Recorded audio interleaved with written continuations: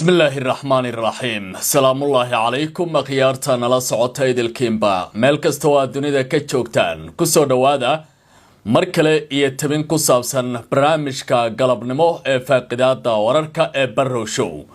waa 18 bisha November sanadka 2025 qodobo xiiso leh ayaan idinkugu hayaa barnaamijkan waxaana kamid ah qubarada militariga ee ka faallota arrimaha dagaalka ee bariga dhexe ayaa ka digaya dagaal suuragal ah maalmaha soo socda inuu dhaxmari karo nidaamka Israa'iil iyo dawladda Jamhuuriyadda Islaamiga ah ee Iran.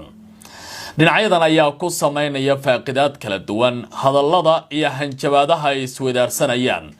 iyadoo dhinaca kale laga digayo gantaalaha lixaad kale ee dawladda Iran maalmihii ugu dambeysay ay soo saareysay. haddaba dagaal haddii uu ka dhaco bariga dhexe markan Iran ma ka duwan tahay sidii hore maxay tahay waxyaabaha reer galbeedka walaaca ku haya oo dawladda Iran ay soo bandhigtay barnaamijka ayaan ku faaqidi doonaa khiyaarta in la socotay madaxweynaha dalka Iran Mas'ud Pezeshkian ayaa warqad u diray boqorka ama dhaxal sugaha wadanka Sacuudiga Mohammed bin Salman oo maanta booqasho qaadanaysa 3 maalin ay uga bilaabanayso wadanka Mareykanka halkaas uu kula kulmi doono dhigaysa ama hogaamiyaha wadankaasi Donald Trump. haddaba warqadaasi maxaa ku qoran Iran markan ma waxay raadinaysaa damaanad nabadda dhinaca Mareykanka ka timaada ah mise waxay raadinaysaa inay si cad ugu sheegto waxyaabo ay doonayso in aanay inta badan warbaahinta ogaan. barnaamijka ayaan kuugu hayaa warbixin arrintaasi ku saabsan.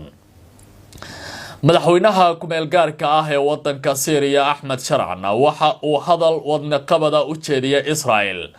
waxa uu yiri haddii aad rabtaan nabad waa inaad banaysaan dhulkeena xilli maalmihii ugu dambeeyay dawladaha Turkiga iyo Ruushku ay dhaqdhaqaaqyo military ka wadeen gudaha wadankaasi isla markaana xiriirada dawladaha waaweyn ee quwadda leh ee dalkaasi ay soo casharayeen oo ay Shiinahana booqdeen. arrintan waxay ka dhigan tahay iclaamin cusub oo ka timi dhinaca Syria oo ku saabsan joojinta wax kasta oo xiriir diblomaasi ah oo lala yeelan kara nidaamka Israa'iil xilli gobolka bariga dhexe uu aad u qasan yahay. dhaqdhaqaaqa hubaysan ee Falastiiniyiinta ee Hamasna waxay ka soo horjeesteen tallaabooyinka la doonaya in hubka looga qaado iyo waliba qaybo kamid ah qaraarkii xalay ay meel mariyeen golaha ammaanka ee jamciyadda qurumaha ka dhaxaysa. waxay ku tilmaameen qaabka qaraarka loo meel mariyay iyo nuxurka waxa ku qoran inay ka dhigan tahay falsafad cusub oo gumaysi ah iyo nooc la doonayo wadankaasi waa Falastiin in lagu curyaamiyo mar kale. khiyaarta inala socotay qodobadaasi iyo kuwa kale ayaan ku faaqidayaa barnaamijka ku soo biira waa Cabdicasiis Barrow idile soo dhawaada mar kale. lagu soo waramaya in dhaxal sugaha wadanka boqortooyada Sacuudiga ahna ra'iisul wasaaraha wadankaasi Mohammed bin Salman oo booqasho ku jooga wadanka Mareykanka in uu helay fariin ka timi madaxweynaha wadanka Iran Mas'ud Pezeshkian oo ku saabsan arrimo xasaasi ah.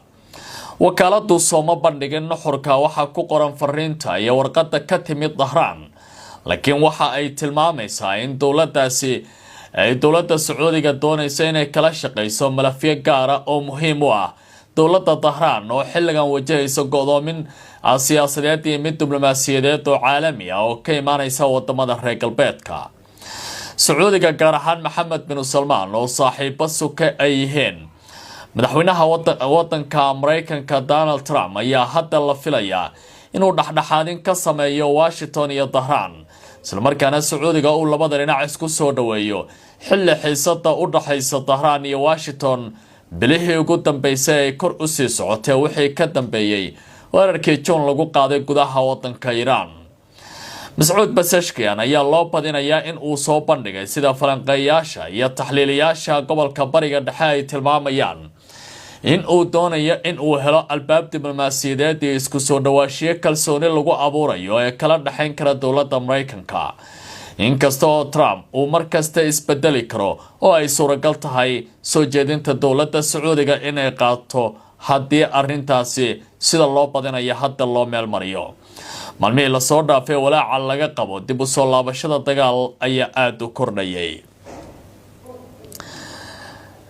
dabka waxa uu ka hoosidan yahay bacaadka hoostiisa, ama ujeedadan haddii la Soomaaliya waxay noqon kartaa waa dhimbil dambaswan marka la fiiriyo hanjabaadaha iyo waliba diyaargarowga dagaal ee labada dhinac ay isweydaarsanayaan waa Iran iyo Israa'iil. waxaana suuragal ah wajigii labaad ee dagaalku in uu mar kale soo laabto. sidaas waxaa ciwaan looga dhigay warbixin dheer oo taxliil ah oo lagu qoray bogga wararka ee telefishinka Sky News ee laga leeyahay wadanka isu tagay Imaaraadka Carabta. qubrada militariga ayaa ka faalloonaya in marka la fiiriyo dhinacyadan doodaha isweydaarsanayaan iyo waliba diyaargarowga dagaalka dhinac kasta ka imanaya iyo afka warbaahintu ay u eg tahay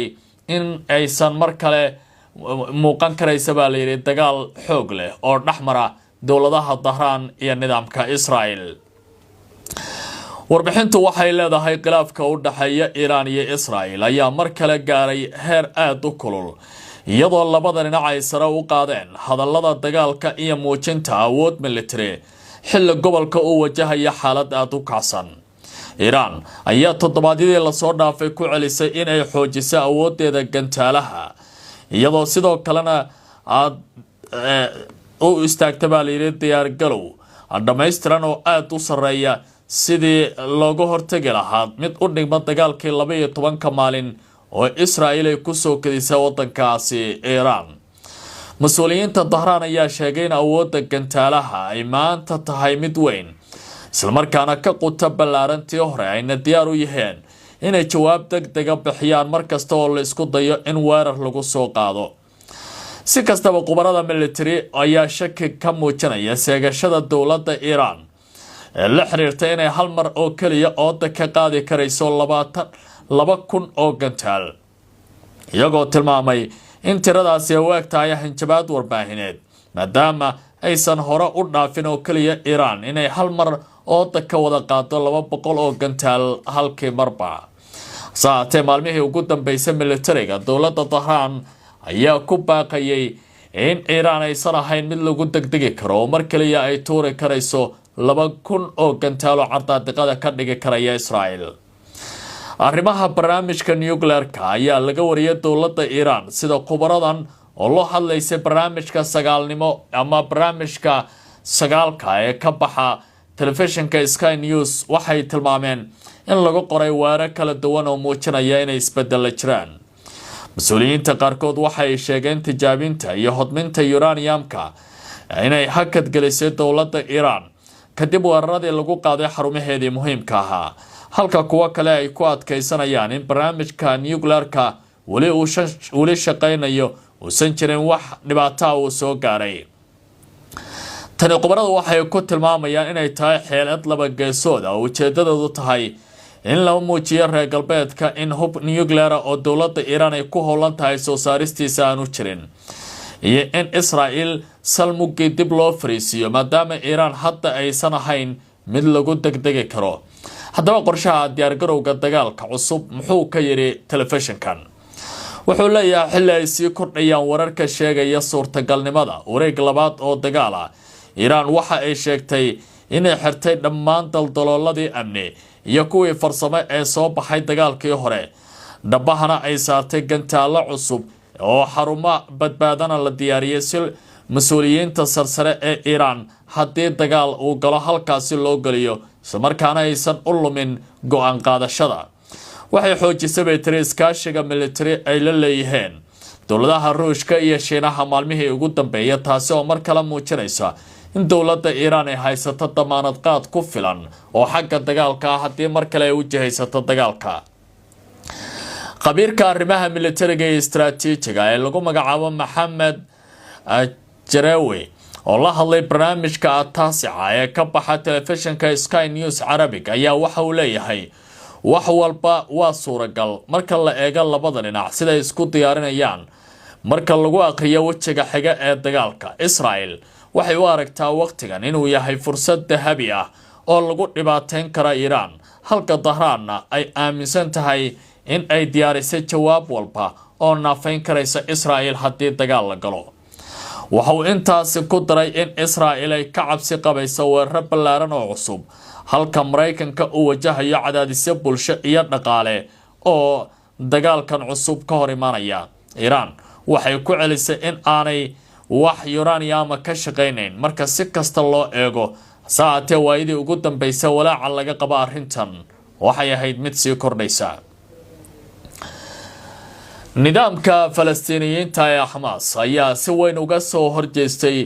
qaybo kamid ah qaraarkii xalay golaha ammaanka ee Jamciyadda Qurumaha ka dhaxeeya waansixiyo oo ku saabsanaa dhisidda golaha nabadda ee ka shaqeynaya magaalada Gaza iyo ciidamada caalamiga ee halkaasi la geenaya halka dhinaca kale Israa'iil ay soo dhaweysay. sida ay qorayaan warbaahinta qaarkood ra'iisul wasaaraha Israa'iil Benjamin Netanyahu ayaa soo dhaweeyay go'aanka golaha ammaanka ee Jamciyadda Qurumaha ka dhaxaysa ay ansixiyeen ee ahaa qorshaha 20 qodob ee uu soo jeediyay madaxweynaha dalka Mareykanka Donald Trump.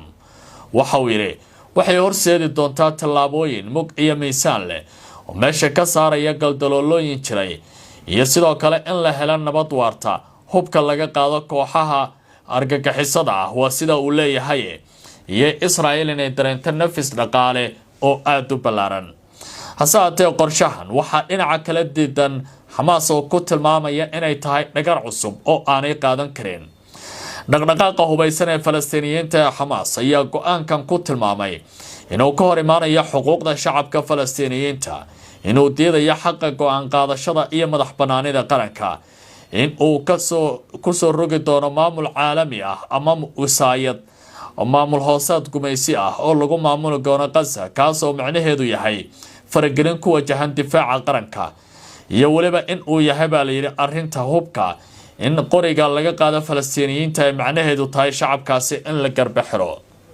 Hamas waxa sidoo kale ay muujisay walaaca ku saabsan ciidanka caalamiga ah ee lagu soo daray qorshahan iyagoo sheegay in uu noqon doono qayb dagaalka kamid ah oo u jajarta dhinaca Israa'iil kaasi oo aan noqon karin bay tiri garsoore dhexdhexaadiya xaaladda halkaasi ka taagan. tani waa fursad cusub sida ay tilmaamayaan dhinac kale oo Falastiiniyiin ah oo u arka tallaabadan inay tahay mid aad u wanaagsan marka dhinac kasta laga eego. afayeenka kooxda Fatah ee Gaza ninka lagu magacaabo Munir al-Hayek ayaa tilmaamay go'aankaasi inuu yahay fursad dahabi ah oo lagu xoojinayo xuquuqda dadka Falastiiniyiinta isla markaana lagu dhisayo mustaqbal iyo xasilooni, isagoo xusay in arrimaha muhiimka ah ay yihiin in la taageero joojinta dagaalka, gargaarka bini'aadanimada iyo sare u qaadida guud ahaanba deegaankaasi. 13 dal ayaa u codeeyay qaraarkii golaha ammaanka ee qaramada midoobay xalay ee lagu meel marinayay arrinta Trump uu soo jeediyay. Ruushka iyo Shiinuhuna way ka aamuseen iyagoo aan isticmaalin codka veto-ga. qorshahan waxa uu suuro gelinayaa xabad joojintii la bilaabay 10 Oktoobar ee bishii aynu ka soo gudubnay. Trump oo baraha bulshada gaar ahaan bartiisa Truth Social qoraal soo dhiga waxa uu leeyahay waxaan u hambaliyeynayaa adduunka, tani waa guul taariikhi ah oo dhisaysa nabad waarta sida uu hadalka u dhigay. ugu dambeyntiina madaxweynaha kumeel gaarka ee wadanka Syria Ahmed Sharac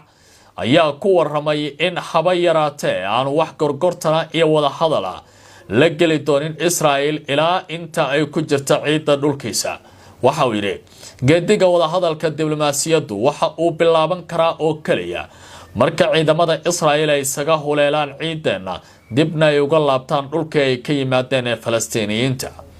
arrintani waxay noqonaysaa fariin wadna qabad ah oo ku socota nidaamka Israa'iil iyadoo warbaahinta nidaamkaasi ee kan loo yaqaanana ay ku waramayso tani inay tahay mid naxdin leh marka la fiiriyo hadallada kala duwan ee ka soo baxay Ahmed Sharac. maalmihii ugu dambeeyay dowladda Syria ayaa dib u soo celinaysay awoodda lixaad kale ay ku leedahay gobolka maadaama wadamada Ruushka iyo Shiinaha ay si weyn xiriir ula sameysanaysay ciidamadeeduna ay noqonayaan kuwa xoogaysanaya.